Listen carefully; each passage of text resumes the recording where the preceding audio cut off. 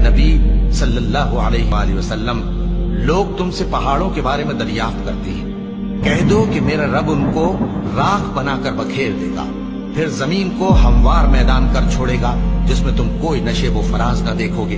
اس روز لوگ پکارنے والے کے پیچھے چلیں گے اور اس کی پیروی سے انحراف نہ کر سکیں گے، اور رحمان کے سامنے آوازیں پست ہو جائیں گی تو تم ایک ہلکی آواز کے سوا کوئی آواز نہ سنو گے۔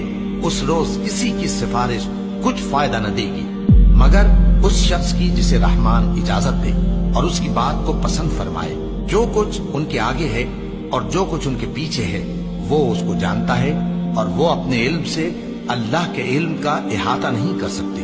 اور اس زندہ و قائم کے روبرو منہ لٹک جائیں گے، اور جس نے ظلم کا بوجھ اٹھایا وہ نامراد رہا، اور جو نیک کام کرے گا اور مومن بھی ہوگا تو اس کو نہ ظلم کا خوف ہوگا اور نہ نقصان کا۔ اور ہم نے اس کو اسی طرح کا قرآن عربی نازل کیا ہے، اور اس میں طرح طرح کے ڈراوے بیان کر دیے ہیں تاکہ لوگ پرہیزگار بنیں یا اللہ ان کے لیے نصیحت پیدا کر دے۔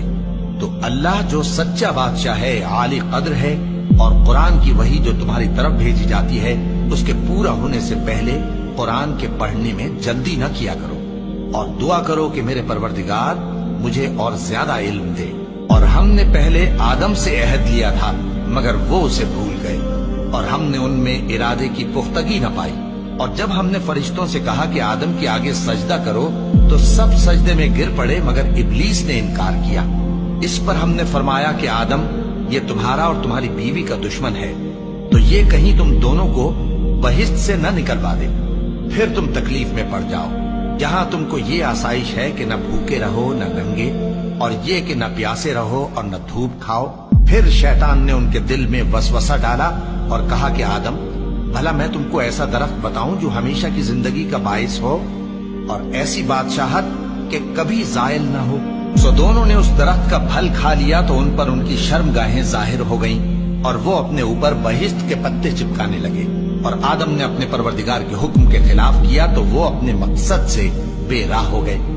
پھر ان کے پروردگار نے ان کو نوازا تو ان پر مہربانی سے توجہ فرمائی اور سیدھی راہ بتائی۔ فرمایا کہ تم دونوں یہاں سے نیچے اتر جاؤ، تم میں بعض کے دشمن ہوں گے، پھر اگر میری طرف سے تمہارے پاس ہدایت آئے تو جو شخص میری ہدایت کی پیروی کرے گا وہ نہ گمراہ ہوگا اور نہ تکلیف میں پڑے گا، اور جو میری نصیحت سے منہ پھیرے گا اس کی زندگی تنگ ہو جائے گی، اور قیامت کو ہم اسے اندھا کر کے اٹھائیں گے۔ وہ کہے گا کہ میرے پروردگار، تو نے مجھے اندھا کر کے کیوں اٹھایا؟ میں تو دیکھتا بھالتا تھا۔ اللہ فرمائے گا کہ ایسا ہی چاہیے تھا، تیرے پاس ہماری آیتیں آئیں تو تو نے ان کو بھلا دیا، اسی طرح آج ہم تجھ کو بھلا دیں گے۔ اور جو شخص حد سے نکل جائے اور اپنے پروردگار کی آیتوں پر ایمان نہ لائے، ہم اس کو ایسا ہی بدلہ دیتے ہیں، اور آخرت کا عذاب بہت سخت اور ہمیشہ باقی رہنے والا ہے۔ تو کیا یہ بات ان لوگوں کے لیے موجب ہدایت نہ ہوئی کہ ہم ان سے پہلے بہت سے فرقوں کو ہلاک کر چکے ہیں جن کے رہنے کے مقامات میں یہ چلتے پھرتے ہیں؟ عقل والوں کے لیے اس میں بہت سی نشانیاں ہیں۔ اور اگر ایک بات تمہارے پروردگار کی طرف سے پہلے صادر اور جزائے اعمال کے لیے ایک میعاد مقرر نہ ہو چکی ہوتی تو نزول عذاب لازم ہو جاتا۔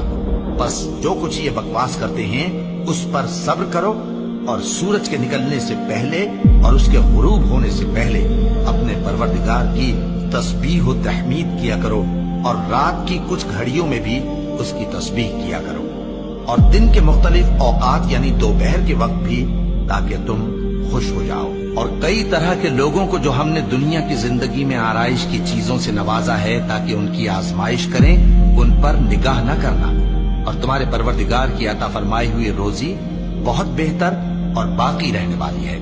اور اپنے گھر والوں کو نماز کا حکم کرو اور اس پر قائم رہو۔ ہم تم سے روزی کے خواستگار نہیں بلکہ تمہیں ہم روزی دیتے ہیں، اور نیک انجام اہل تقوی کا ہے۔ اور کہتے ہیں کہ یہ پیغمبر اپنے پروردگار کی طرف سے ہمارے پاس کوئی نشانی کیوں نہیں لائے؟ کیا ان کے پاس پہلی کتابوں کی نشانی نہیں آئی؟ اور اگر ہم ان کو پیغمبر کے بھیجنے سے بیشتر کسی عذاب سے ہلاک کر دیتے تو یہ کہتے کہ اے ہمارے پروردگار، تو نے ہماری طرف کوئی پیغمبر کیوں نہ بھیجا کہ ہم ذلیل اور رسوا ہونے سے پہلے تیرے احکام کی پیروی کرتے۔ कह दो कि सब नताइज अमाल के मुंतजिर हैं, सो तुम भी मुंतजिर रहो।